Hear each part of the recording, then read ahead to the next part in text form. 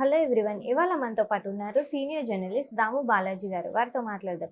Sir నమస్తే sir. నమస్తే. Sir Kodali Nani గారి పైన కేసు ఒకటి ఫైల్ అయింది విశాఖపట్నం పిఎస్లో అని చెప్పేసి ఒక న్యూస్ వస్తుంది. సో ఏంటి అతని పైన ఎలాంటి కేసు ఫైల్ అయింది సార్? కొడాలి నానిని ఈరోజు అరెస్ట్ చేస్తారు అన్న ఒక వార్త వైరల్ అవుతుంది మార్నింగ్ నుంచి. దానికి కారణం ఏంటంటే విశాఖపట్నంలో 3 టౌన్ పోలీస్ స్టేషన్లో ఒక ఫిర్యాదు నమోదైంది. AU college, Andhra university law కాలేజీకి సంబంధించిన ఒక అమ్మాయి స్టూడెంట్ అంజనప్రియ అమ్మాయి పేరు. ఆమె కంప్లైంట్ ఇచ్చింది. కంప్లైంట్లో ఏముందంటే గత ప్రభుత్వం అధికారంలో ఉన్నప్పుడు 3-4 ఏళ్లుగా కొడాలి నాని చేసిన కామెంట్స్, తెలుగుదేశం నాయకుల మీద కానీ పవన్ కళ్యాణ్ మీద కానీ స్త్రీల మీద కానీ చేసిన కామెంట్స్ నేను వినలేకపోయాను, అంత ఘోరంగా ఉన్నాయి, అతని మీద చర్య తీసుకోండి అనేది కామెంట్స్ సారాంశం. సో దీన్ని బేస్ చేసుకొని సిఐ రమణయ్య, ఆ స్టేషన్లో సిఐ రమణయ్య కొడాలి నాని మీద కేసు నమోదు చేశారు. ఇప్పుడు కొడాలి నాని ఈరోజు అరెస్ట్ చేస్తారు అని అంటున్నారు. అంటే మనకి గత కొంతకాలంగా దాదాపు 500-600 మంది మీద social media, YCP social media మీద, నాయకుల మీద కావచ్చు, సోషల్ మీడియాలో పెట్టుతున్న వాళ్ళ మీద కేసులు పెట్టడం మనకు కనబడుతుంది. అరెస్టులు కూడా కరెక్ట్గా సంఖ్య తెలియదు కానీ వైసీపీ వాళ్ళు అయితే 107 మందిని అరెస్ట్ చేశారని నిన్న బొమ్మన కరుణాకర్ కూడా చెప్పాడు. ఇప్పటి వరకు 107 మందిని అరెస్ట్ చేశారని. అందులో మరి ఎంతమందిని కోర్టుకు పెట్టారు, ఎంతమంది జైలుకి వెళ్ళారు, ఏంటి లెక్కలు కరెక్ట్గా వైసీపీ వాళ్ళు చెప్పట్లేదు. వైసీపీ క్యాంపెయిన్ కరెక్ట్గా కనిపించట్లేదు దీని పట్ల. పోనీ తెలుగుదేశం వాళ్ళన్నా ఇప్పటివరకు ఎన్ని అరెస్టులు చేశారు ఏంటి అనేది వీళ్ళు కూడా చెప్పట్లేదు. అంటే క్లారిటీ, వైసీపీకి కూడా క్లారిటీ లేదా అనేది తెలియదు. మరి వాళ్ళ మీడియాలో సాక్షులు కూడా క్లియర్ డేటా రావట్లేదు. సో ఏదేమైనా పెద్ద స్థాయిలో అరెస్టులు అయితే జరుగుతున్నాయి. నోటీసులు ఇస్తున్నారు, కొంతమందిని కోర్టుకు పెడుతున్నారు. అలాగే దాదాపు నాకు తెలిసి ఇప్పటివరకు 40 హెబియస్ కార్పస్ పిటిషన్లు ఆంధ్రప్రదేశ్ హైకోర్టులో ఉన్నాయి. హెబియస్ కార్పస్ అంటే ఒక బాడీని ప్రొడ్యూస్ చేయమని అడగడం, రిట్ అంటారు దాన్ని. అలాంటి రిట్ 40 ఉన్నాయి. ఆ జడ్జి గారు కూడా ఆ మధ్య ఆశ్చర్యాన్ని వ్యక్తం చేశాడు. ఇన్ని హెబియస్ కార్పస్లు ఎప్పుడు ఒక్కసారిగా రావడం నేను చూడలేదు, ఏం జరుగుతుంది అని ఆయన కూడా ఆశ్చర్యాన్ని ఎక్స్ప్రెస్ చేశారు. అంటే హెబియస్ కార్పస్ ఎందుకు వేస్తారంటే అబ్బాయిల్ని లేదా అమ్మాయిల్ని తీసుకెళ్ళి కోర్టుకు పెట్టకుండా ఎక్కడో ప్రైవేట్ గెస్ట్ హౌస్లో పెట్టి వాళ్ళని టార్చర్ పెట్టడం, ఇలాంటివి చేస్తున్నారు అనే ఆరోపణలు ఉన్నాయి. అందువల్ల పోలీసులేమో మా దగ్గర లేదంటారు, కానీ మరి ఇంటికి రారు, ఏమయ్యారు అనేది ఉన్నప్పుడు, అటువంటి సిచ్యువేషన్ ఉన్నప్పుడు కోర్టుకి వెళ్తారు వాళ్ళు. కోర్టు ఏం చేస్తుందంటే ఆ సంబంధిత పోలీస్ స్టేషన్ ఇన్ఛార్జ్ ఎవరైతే ఉంటారో, పోలీస్ స్టేషన్ సిఏ కావచ్చు, ఎస్ఐ కావచ్చు, వాళ్ళకి ఆర్డర్ చేస్తుంది, ఫలానా వ్యక్తి నాకు ఫలాని టైం లోపల ప్రొడ్యూస్ చెయ్యని. సో వీళ్ళు మరి మేము వెతికాము, దొరకలేదని కూడా చెప్పచ్చు. ఏదేమైనా కోర్టు ప్రెజర్ కొంత పడుతుంది కాబట్టి కొద్దిగా వాళ్ళు భయంతో ఉండే అవకాశం ఉంది. ఏదేమైనా అక్కడ పోలీసుల మీద తీవ్ర ఒత్తిడి మనకు ఆంధ్రప్రదేశ్లో కనబడుతుంది. ఎందుకంటే పవన్ కళ్యాణ్ ఎప్పుడైతే పోలీసుల్ని, హోమ్ మినిస్టర్ని సీరియస్గా తిట్టాడు, వైసీపీ వాళ్ళు ఏమి చేస్తున్నా ఎందుకు అరెస్టులు చేయట్లేదు అనేది ఒక తీవ్రమైన వార్నింగ్ ఇచ్చాడు పవన్ కళ్యాణ్. అది అనిత, హోమ్ మినిస్టర్ అనితని తిట్టాడంటే చంద్రబాబుని వార్నింగ్ ఇచ్చానంటే లెక్క. దాంతో చంద్రబాబు రంగంలో దిగాడు, డీజీపీతో మాట్లాడాడు, డీజీపీ పవన్ కళ్యాణ్తో కలిశాడు, అనిత వెళ్ళి పవన్ కళ్యాణ్తో కలిసింది. సో అప్పటి నుంచి ఈ యాక్షన్లోకి దిగారు పోలీసులు.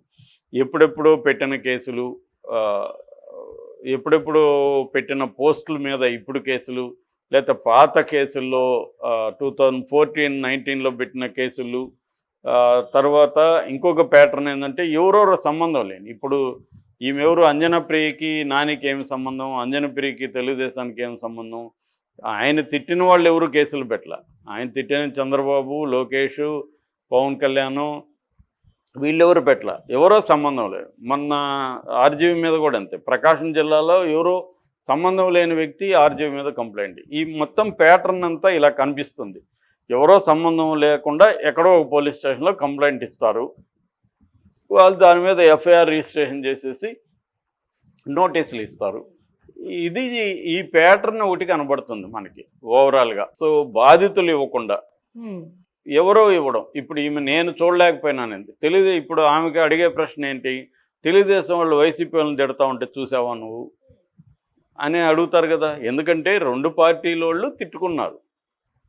వైసీపీ వాళ్ళు తిట్టారు తెలుగుదేశం వాళ్ళని, తెలుగుదేశం వాళ్ళు వైసీపీ వాళ్ళని తిట్టారు.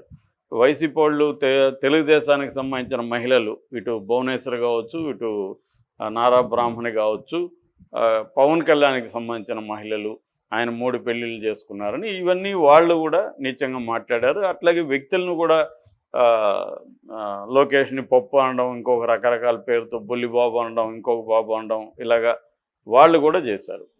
అట్లాగే తెలుగుదేశం అప్సెల్ దగ్గర నుంచి తెలుగుదేశానికి సంబంధించిన అనేక మంది కూడా వైసీపీ శ్రేణులను, అంటే ఫస్ట్లో విజయమ్మకి ఫైర్లు కట్టారు, తర్వాత షర్మిలకు కట్టారు, తర్వాత భారతిరెడ్డికి, ఇలాగా వీళ్ళు కూడా చేశారు గతంలో. అట్లాగే జగన్ని సైకో జగన్ అని, జగన్కి వికృతమైన ఫోటోలన్నీ పెట్టి మార్ఫింగ్లు చేసి ఇవి చేశారు.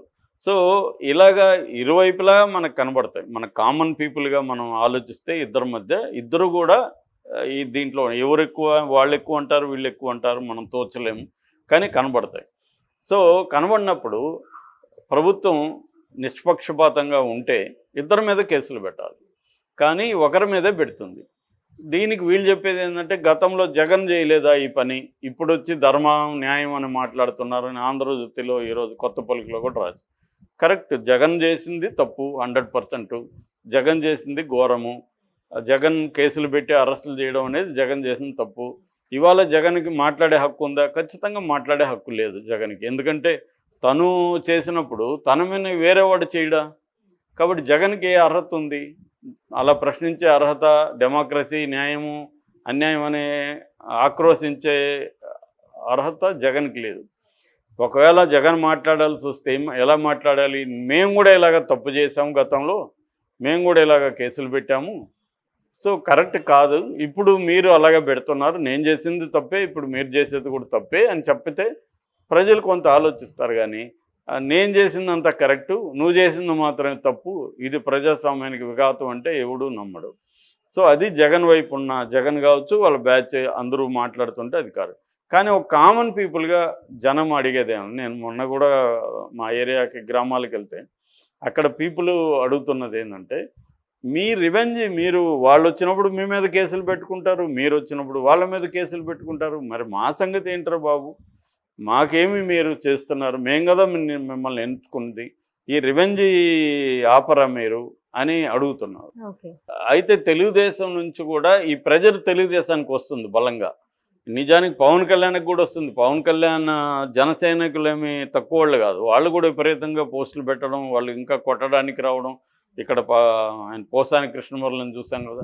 సో ఈ స్థాయిలో ఉన్నాయి. ఇప్పుడు ఎవరి మీద ఏం పెట్టినా ఆ సమూహాలు వచ్చి దాడులు చేసే పరిస్థితి ఇవాళ సమాజంలో పెరిగిపోయింది. అంటే ఇంటాలరెన్స్ అంటాం. ఇంటాలరెన్స్ అంటే సహించే గుణం అందరిలో పోయింది. ఎవరిని ఒక మాట అన్నా, ఒక విభేదంగా మాట్లాడినా, నువ్వు పలానా వ్యక్తి, నువ్వు డబ్బులు తీసుకుంటున్నావు, నువ్వు పేటీఎం, జీటీఎం, రకరకాలుగా వాళ్ళకి ముద్రలేసి చేయడం అనేది మనకి కనిపిస్తుంది. అంటే విమర్శను కూడా తట్టుకోలేని పరిస్థితి కనిపిస్తుంది. సో ఇప్పుడు ఇక్కడ ఏంటంటే వ్యక్తిగత హననం అంటారు. అంటే క్యారెక్టర్ అసాసినేషన్ చేసే వాళ్ళు ఇరువైపులా ఉన్నారు. ఇంకా చెప్పాలంటే 3 వైపులా ఉన్నారు. పవన్ కళ్యాణ్ వైపు కూడా ఉన్నారు. కానీ ఇక్కడ వాళ్ళు అధికారంలో ఉన్నారు కాబట్టి ప్రతిపక్షాలకు సంబంధించిన సోషల్ మీడియా మీదనే కేసులు పెడుతున్నారు. ఇప్పుడు అవతల కొడాలి నాని ఘోరమైన వ్యక్తి, ఘోరంగా మాట్లాడాడు, నో డౌట్, అతని మీద కేసు పెట్టాలి. మరి యువతల అలాగ మాట్లాడిన అయ్యన్న పాత్రుడు కావచ్చు, రఘురామకృష్ణరాజు వాళ్ళకి మీరు స్పీకరు, డిప్యూటీ స్పీకర్ ఇచ్చారు కదా అనేది వైసీపీ వాళ్ళు ఆర్గ్యుమెంట్. సో అందులో కూడా లాజిక్ కనిపిస్తుంది. యువతలు మాట్లాడిన వాళ్ళకి అందరికీ పదవులు ఇచ్చారు మీరు, అవతల మాట్లాడిన వాళ్ళకేమో జైలు ఇచ్చారు. ఇది ఎలా న్యాయం అనేది సామాన్య ప్రజలకు వస్తున్న డౌట్. అందుకని ఇప్పుడు చంద్రబాబు గారు, లోకేష్ గారు ఏం చెప్తున్నారు, మా వాళ్ళు పెడితే కూడా మేము కేసులు పెడతాం అని అంటున్నారు. ఆ మధ్య వర రవీంద్ర రెడ్డి పేరుతో వేరే వాళ్ళు పెట్టారని తెలుగుదేశం అతన్ని కూడా అరెస్ట్ చేసినట్టు చెప్తున్నారు. అదైతే మంచి పరిణామం. చంద్రబాబు, లోకేష్ కానీ తమ వైపు నుంచి కూడా ఇలాంటి పోస్టులు పెట్టకుండా ఉండడం, ఎంకరేజ్ చేయకుండా ఉండడం, అలాగే ఎవరైనా చేస్తే వాళ్ళ మీద కేసులు పెట్టడం అనేది కానీ చేస్తే తెలుగుదేశం వాళ్ళకి మంచి పేరు వస్తుంది, కూటమికి మంచి పేరు వస్తుంది.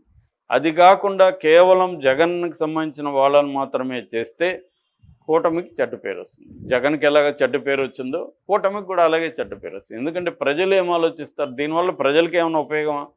100, 200, 500 మంది వైసీపీ వాళ్ళని అరెస్ట్ చేస్తే ప్రజలకి ఏమైనా హెల్ప్ అవుతుందా? మీ రివెంజ్ అనేది ప్రజలకు తెలిసిపోతుంది. గతంలో అతను చేశాడు, నువ్వు ఇప్పుడు మీ ఇద్దరికి తేడా అయింది అనేది జనం మాట్లాడుకుంటున్నారు ఆల్రెడీ.